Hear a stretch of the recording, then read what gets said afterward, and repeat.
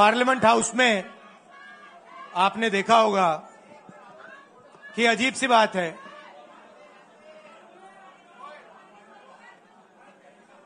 BJP की जो पूरी मूवमेंट थी राम मंदिर की, अयोध्या की मूवमेंट थी। सही बात। शुरुआत अडवाणी जी ने की थी, रथ यात्रा हुई थी, उसमें आपने अडवाणी जी को रथ पे देखा था। कहा जाता है कि नरेंद्र मोदी जी ने उस यात्रा में अडवाणी जी की मदद की थी। इनकी शुरुआत वहां हुई, राइट? ठीक है।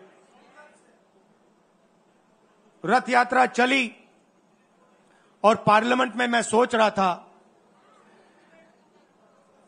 कि उन्होंने राम मंदिर का इनॉग्रेशन किया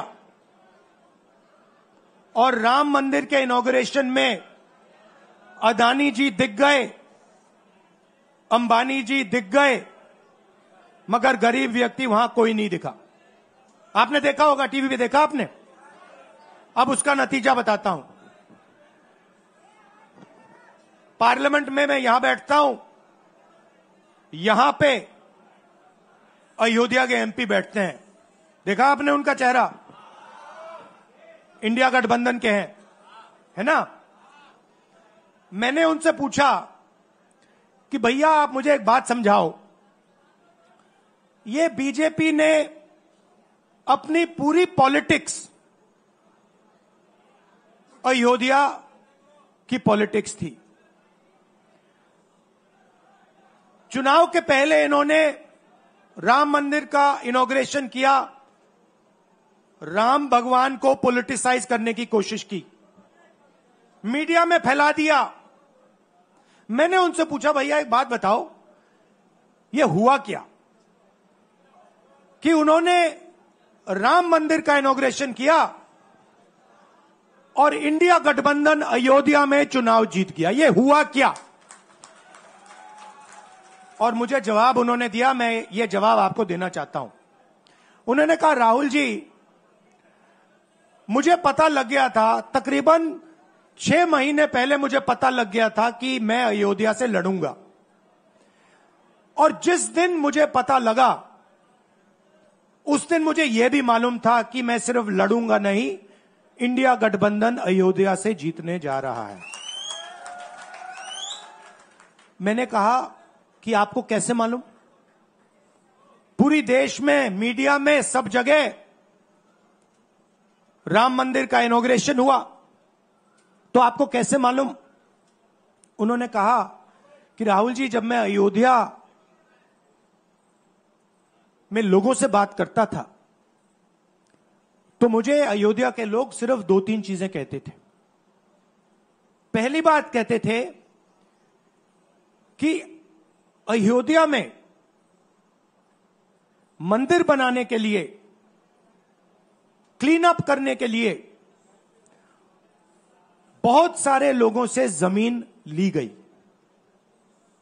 बहुत सारे लोगों की दुकानें, घर तोड़े गए, और आज तक जिन लोगों के घर छीने गए, तोड़े गए, दुकानें तोड़ी गई, आज तक उनको नरेंद्र मोदी जी ने कॉम्पनसेशन नहीं दिया। पहली बात। जहां भी वो जाता था लोग उनसे कहते थे हमारी जमीन छीनी गई, सरकार ने हमें मुआवजा नहीं दिया। दूसरी बात, अयोध्या का इंटरनेशनल एयरपोर्ट बना, बड़ा एयरपोर्ट, जमीन किसकी गई? अयोध्या के किसानों की जमीन गई। आज तक उनको सही मुआवजा नहीं मिला। और तीसरी बात इन्होंने बताई मुझे, तीसरी बात, राहुल जी, अयोध्या की जनता को बहुत गुस्सा आया जब उन्होंने देखा कि राम मंदिर के इनॉग्रेशन में अयोध्या का एक भी व्यक्ति नहीं था। यह कारण थे। मगर मैं आपको यह कहानी क्यों बता रहा हूं? क्योंकि जो मूवमेंट अडवाणी जी ने चालू की थी, उस मूवमेंट को, जिसका सेंटर अयोध्या था, उस मूवमेंट को इंडिया गठबंधन ने अयोध्या में हरा दिया है।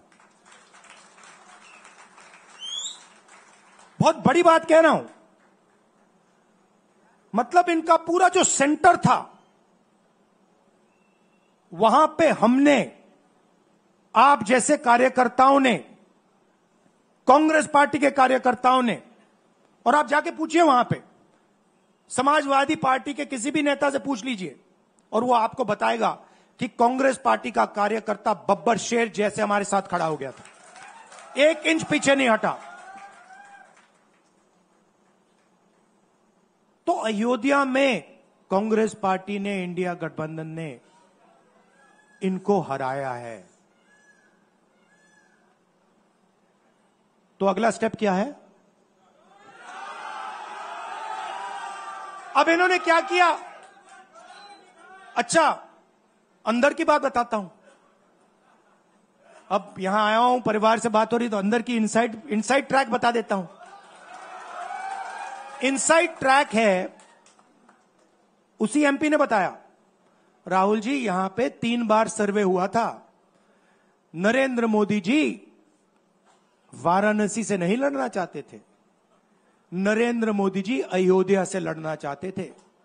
उनके सर्वेयर आए, 3 बार आए, नरेंद्र मोदी जी आए, और सर्वेयर ने उनको कह दिया, नरेंद्र मोदी जी अगर आप अयोध्या से लड़ेंगे, आप अयोध्या में हारेंगे।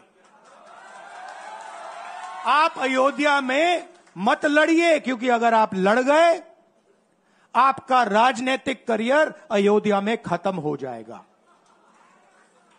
इसलिए अयोध्या से नहीं लड़े, वाराणसी से लड़े। और वाराणसी में हमने 1-2 छोटी गलती कर दी, नहीं तो वहां उनको निपट लेते। मतलब आप देखिए, अयोध्या में उन्हीं के लोगों ने उनसे कहा कि हारोगे, और काशी में कितने से जीते? 1 लाख वोट से जीते। मतलब जान बचा के निकले हैं। सच्चाई है। जैसे मैंने पार्लियामेंट हाउस में कहा, हमारा काम, ये जो लगा रखा है मैंने आज, ये जो चिन्ह लगा रखा है, इसको क्या कहते हैं? अभय मुद्रा कहते हैं। ये आपका चिन्ह है, इसको भूलो मत। आप आज वापस जाओगे, अलग अलग धर्म के लोग हो आप, हर धर्म में यह चिन्ह आपको दिखाई देगा। गुरु नानक जी की फोटो देखिए, महावीर की देखिए, बुद्धा की देखिए। इस्लाम में भी, जैसे मैंने पार्लियामेंट में कहा, दुआ मांगी जाती है, दोनों हाथ से ऐसे मांगी जाती है। आप शिव जी की फोटो देखिए, उसमें आपको यह दिखाई देगा। और इसका मतलब है डरो मत, डराओ मत। और मैं आपसे यहां कहने आया हूं, इन्होंने आपके ऑफिस पे, आपके कार्यकर्ताओं पर आक्रमण किया है। अब आपको डरना नहीं है, डराना नहीं है। इन्होंने हमारे ऑफिस पे धमकाकर, ऑफिस को तोड़कर हमें चैलेंज दिया है। चैलेंज क्या है? गुजरात के चुनाव में मैं आपको बता रहा हूं, हम सब मिलकर इनको गुजरात में हराने जा रहे हैं। जो हमने कहा, और लिख के ले लो, कांग्रेस पार्टी की जो आत्मा है वो गुजरात के चुनाव में लड़ेगी, और नरेंद्र मोदी और बीजेपी को गुजरात में, जैसे हमने अयोध्या में हराया है, वैसे ही हम गुजरात में इनको हराने जा रहे हैं। कौन हराएगा? हमारे लीडर हराएंगे, हमारे बब्बर शेर टाइगर हराएंगे। आप देख रहे हो, मैं बता रहा हूं आपको, देखो 50% आप में से लोग, 50%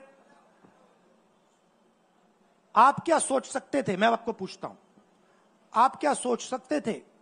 चुनाव से पहले आप सोच सकते थे कि अयोध्या में बीजेपी हारेगी?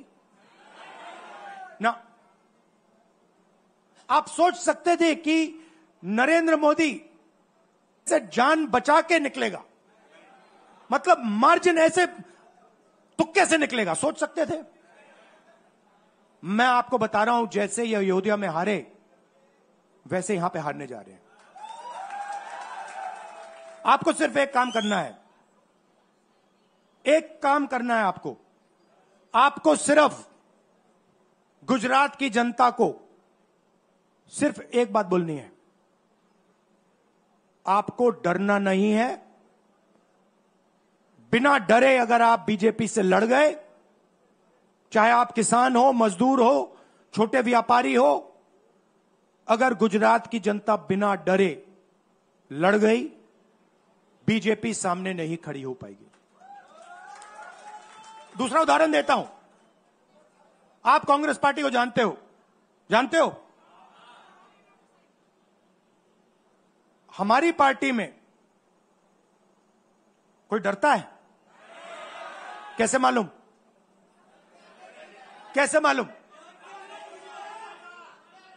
हमारी पार्टी में दिल से बात कर देते हैं। बड़ा सा बड़ा हो, राहुल गांधी हो, हमारे पार्टी के लोग कहते हैं राहुल गांधी, मुझसे कहते हैं, मेरे कमरे में आके कहते हैं, राहुल जी ये जो आपने किया हमें अच्छा नहीं लगा। कहते हैं, मैं बता रहा हूं आपको, और मैं कहता हूं आपने सही बोला, इस बार मैंने ऐसे नहीं करना था, जो आप बोल रहे हो वैसे करना था। हम डरते नहीं है, ना हमारे कार्यकर्ता हमें बोलने से डरते हैं, ना हम अपनी कार्यकर्ता की बात सुनने से डरते हैं, ना हमारा कार्यकर्ता हमसे डरता है। अब देखिए, मैं आपको रियलिटी बता रहा हूं। बीजेपी में नरेंद्र मोदी बैठे हैं, उनकी पूरी टीम बैठी है उनके सामने। मैं आपको इंटरनल बात बता रहा हूं, उनमें से कोई नरेंद्र मोदी को नहीं चाहता, मगर कोई नहीं चाहता, मतलब पूरी लीडरशिप टीम देख लो आगे बैठी है। मैं बता रहा हूं आपको, अंदर की बात बता रहा हूं, इनसाइड ट्रैक दे रहा हूं, कोई नहीं चाहता, मगर दम नहीं है, डरते हैं।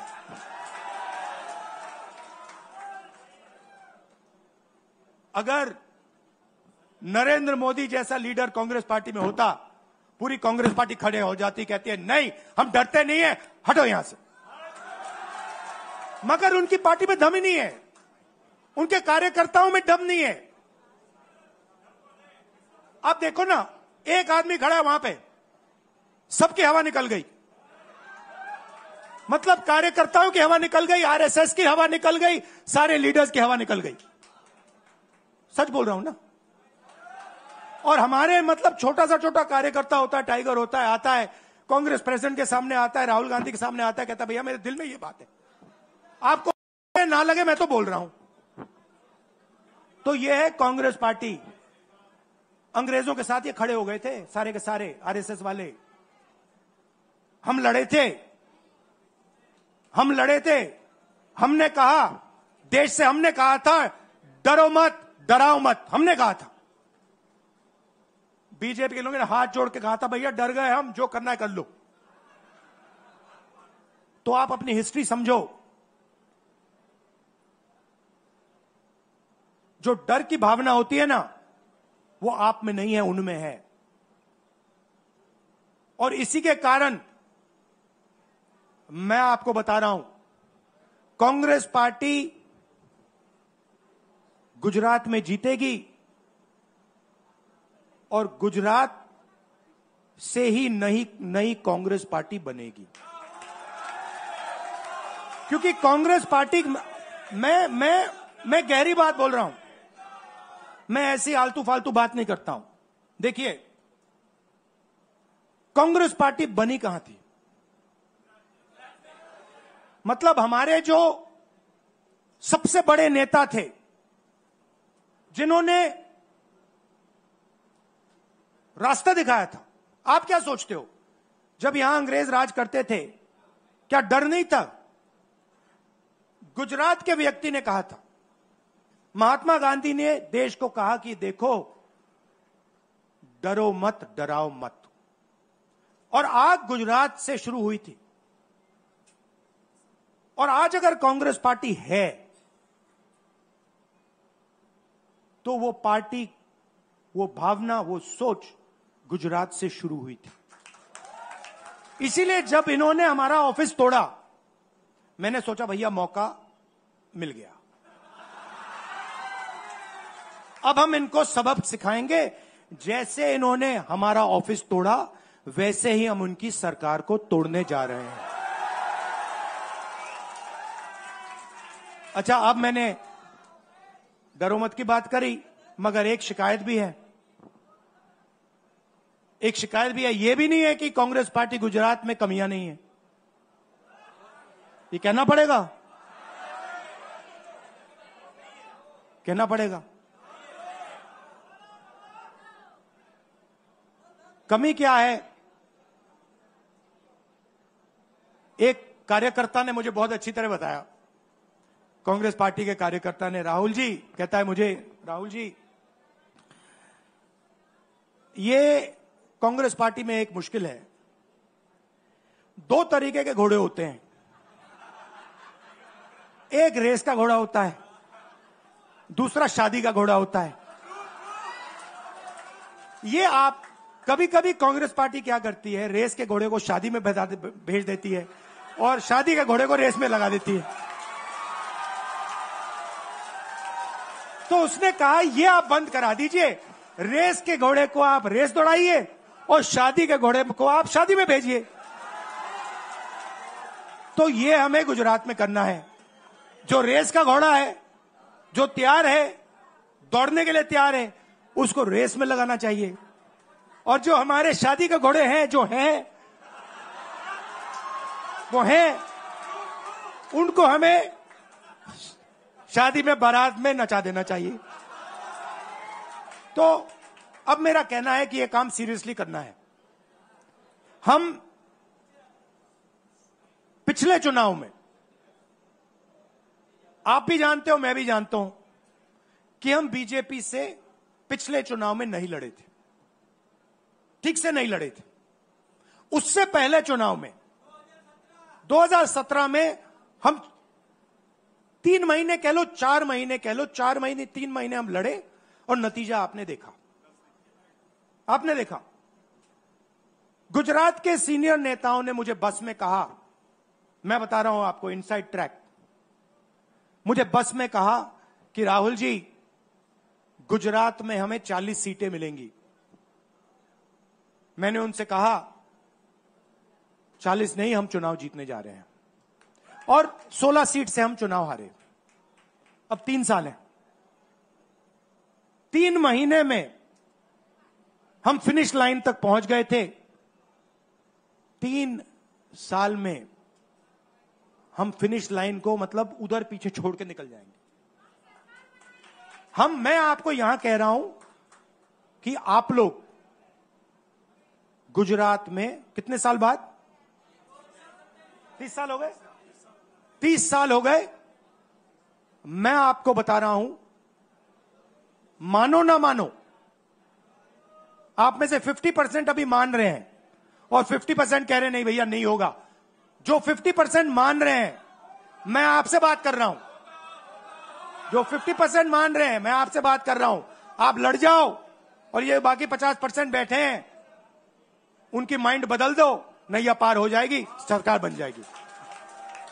और मैं आपसे कहना चाहता हूं कि एआईसीसी की टीम, राहुल गांधी, मेरी बहन, सारे के सारे सीनियर लीडर आपके साथ यहां खड़े होंगे, आपके साथ मिलकर इनकी सरकार को तोड़ेंगे।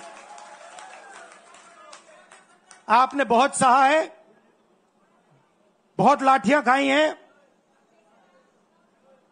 बहुत अपमान हुआ है आपका, गालियां खाई हैं आपने, अब बहुत हो गया। अब इनको हमें सबक सिखाना है और हम इनको हराने जा रहे हैं। और नफरत से नहीं, मोहब्बत से आप देखना, मोहब्बत से हम इनको हराएंगे। कैसे? क्योंकि नरेंद्र मोदी जी का जो विजन था, वो गुब्बारा जो था वो फट गया है, फटाक से वो फट गया है। आप सोचिए, पार्लियामेंट हाउस में नरेंद्र मोदी वहां बैठे, मैं यहां, और मैंने प्रधानमंत्री जी उनके सामने कहा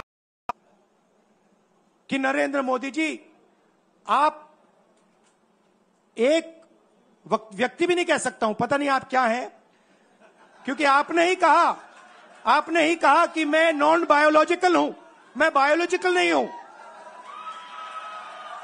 और मेरा सीधा डायरेक्ट कनेक्शन है ईश्वर से। अरे भैया, आपका डायरेक्ट कनेक्शन है ईश्वर से, तो अयोध्या कैसे हार गए? कैसे हार गए? तो हमारे प्रधानमंत्री सोचते हैं कि बाकी सब लोग बायोलॉजिकल, गुजरात की जनता बायोलॉजिकल, गांधी जी बायोलॉजिकल, हिंदुस्तान के किसान मजदूर सब लोग बायोलॉजिकल, और Narendra Modi non biological. Speaker sir ने मुझे कहा, ऐसे मत बोलिए। मैंने कहा, मैं थोड़ी बोल रहा हूं, ये तो प्रधानमंत्री बोल रहे थे, मैं तो उनकी बात कर रहा हूं। स्पीकर बिल्कुल चुप हो गए। बात तो सही है, बात तो सही है, ये राहुल गांधी के शब्द थोड़ी है, ये तो हिंदुस्तान के प्रधानमंत्री के शब्द हैं, नॉन बायोलॉजिकल। अब सोचिए, वो व्यक्ति जो अपने आप को नॉन बायोलॉजिकल समझता है और देश की जनता को बायोलॉजिकल समझता है, कि मतलब मैं यहां और बाकी जनता वहां, वो गुजरात को विजन कैसे दे सकता है? जो किसानों का दर्द नहीं समझ सकता, मजदूरों का दर्द नहीं समझ सकता, डायमंड इंडस्ट्री में जो काम करते हैं उनका दर्द नहीं समझ सकता, नॉन बायोलॉजिकल व्यक्ति वो गुजरात को कैसे रास्ता दिखा सकता है? नहीं दिखा सकता। तो अब आपका काम है गुजरात को विजन देना, गुजरात के युवाओं को, किसानों को, मजदूरों को, माताओं बहनों को विजन देना कि भैया हम आपके लिए ये करने जा रहे हैं। आपने हमारा मैनिफेस्टो देखा? हिला के रख दिया था बीजेपी को, आपने देखा? वैसा मैनिफेस्टो बनाना है गुजरात के लिए। गुजरात की जनता से मिलकर 1 लाख लोगों ने हमारा मैनिफेस्टो बनाया था। वैसे ही हम गुजरात में लाखों लोगों से पूछकर अपना मैनिफेस्टो बनाएंगे, गुजरात को विजन देंगे, और फिर चुनाव पूरा दम लगा के लड़ेंगे, और यहां इनकी जो सरकार है उसको तोड़ के हटप्परे कर देंगे। आप सबका दिल से धन्यवाद। आखिरी बात मैं कहना चाहता हूं, यहां जगन्नाथ यात्रा हो रही है, आप सबको, और जो यात्रा में भाग लेंगे, आप सबको शुभकामनाएं देना चाहता हूं, और दिल से प्यार देना चाहता हूं। आप सबका दिल से धन्यवाद, नमस्कार, जय हिंद। अभय मुद्रा, डरो मत, डराओ मत।